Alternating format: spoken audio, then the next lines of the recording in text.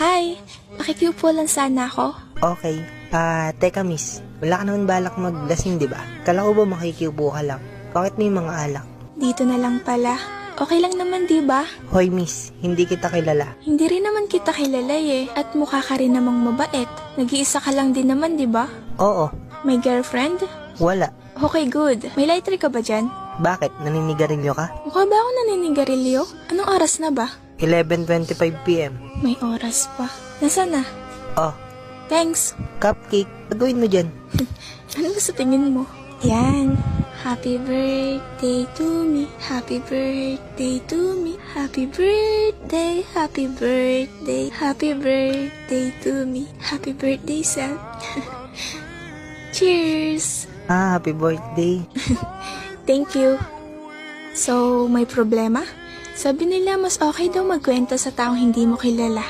Wala naman. Imposible yun. Winry ka siguro ng girlfriend mo. Tama ako? Ikaw, birthday mo. Ba't dito ka nagsiselebrate? Mag-isa? Hindi naman ako mag-isa ya.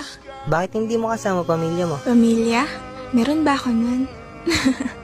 Sorry. Bakit ka nagsasorry? May mga bago na silang mga pamilya. At ako? Eto, mag-isa.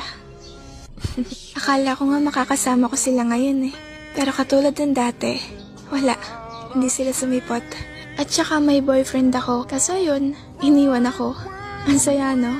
Ang saya ng birthday ko. Isa na nga lang tinuturing kong pamilya. Yun yung best friend ko. Kaso wala siya dito eh. Hala, ang dami mo nang alam sa akin. Ipapatumba na kita. Sorry, madaldal ako. Okay lang. Sige lang, magkwento ka lang. Makikinig ako.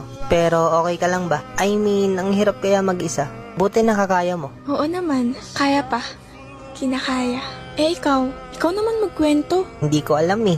Pero alam mo ba, yung taong pinagkakatiwalaan ko at yung taong sobrang mahal ko, niloko ako. Best friend ko at girlfriend ko, matagal na pala silang may relasyon. Hanggang isang araw, nakita ko sila, nag-uusap. Hindi ko naman intention na marinig kung ano yung pinag-uusapan nila. Pero kasi parang may mali eh. Parang nag-aaway sila. Tapos, lumapit ako ng konti para marinig ko ng malinaw kung ano yung pinagsasabi nila. Na sana, hindi ko na lang ginawa. Ang sakit lang marinig na yung taong mahal mo, pinagsabi ng mahal kita. Pero hindi sa'yo, sa kaibigan mo pa.